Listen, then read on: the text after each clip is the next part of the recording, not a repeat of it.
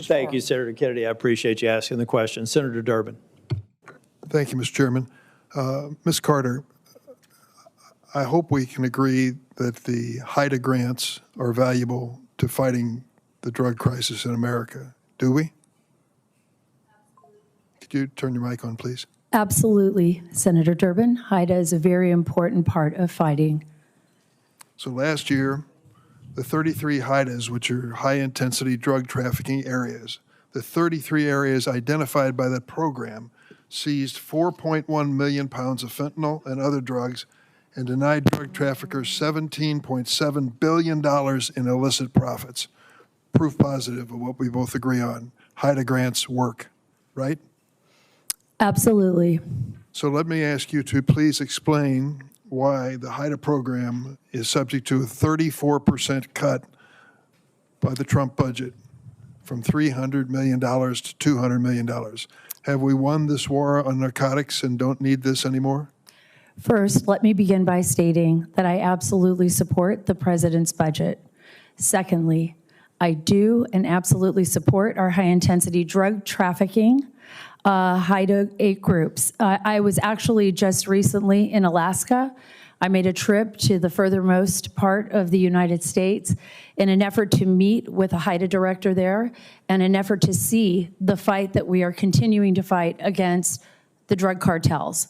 I figured it's already, we've seen the supply pouring across the southern border. We've seen it come across. I'm going to have to slow you down a little bit. We have a limited amount of time if we follow the rules of the committee. And I would like you to answer my question. How would you justify a 34% cut in HIDTA grants if we haven't won the war on drugs? The big, beautiful bill also supplements that funding. We continue to assess. This administration continues to assess those grants, and HIDTA is absolutely supported by the Office of National Drug Control Policy, which it falls under. 34% cut is not support. Right behind me, I have HIDTA Director Michael McDaniels and Deputy Director Rick Goss. That's good. I'm glad they're here, but it doesn't help to cut the program by 34%. Let me go into the Mexican drug cartels because you said you have some personal knowledge of those. Are you aware that these drug cartels are heavily armed? Absolutely. Do you know their weapon of choice?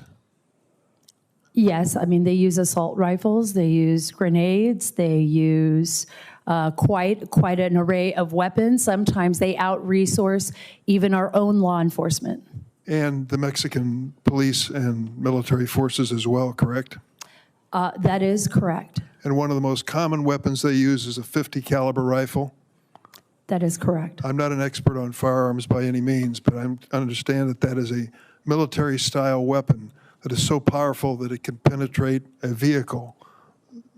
These are lethal weapons. Yes, that is correct. You also know that the Mexican government has done an analysis of where these crime guns come from for the drug cartels and find that 70% come from the United States. Are you aware of that?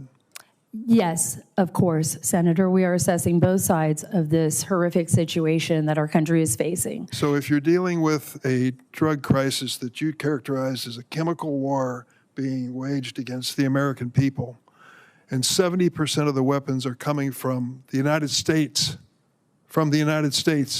to these terrorist cartels, do you believe we have any obligation to try to stop that flow of weapons? We are assessing both sides of this issue. Absolutely. We're working with our partners, both in Mexico and here in the United States, as well as law enforcement, to assess this and mitigate those threats. What do you suggest we do? We are continuing to work with both sides. You got to get beyond assessment. You got to do something to stop the flow of deadly weapons to the cartels. Senator, I believe shutting down the border has effectively stopped the flow, both going south and coming north. Oh, we've stopped the flow of weapons from the United States into Mexico? Is that what you're testifying? I believe by shutting down the border and working with our partners in Mexico, who are as responsible for the crisis that we are facing, we have significantly reduced the flow going south as well as coming north. I want to see that in writing. Can you produce it? I will absolutely work with you on this, Senator. Well, I think it's very important that you do that.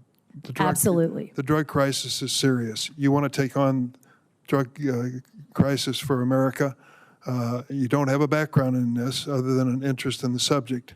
And I would just say that to entrust you with that responsibility when we're cutting the budget of this agency by 34, or the HIDTA grants by 34%, really gives a lot of us pause. I'm not sure why you were chosen. You're articulate, but that doesn't mean you're expert enough to manage this job. So let's see what you produce for me. Absolutely, Senator. Thank you so much. Thank you, Mr. Chairman. Thank you, Senator Durbin. I'd like to enter into the record 3 letters from Families Against Fentanyl, Parent Collective, and Lost Voices of Fentanyl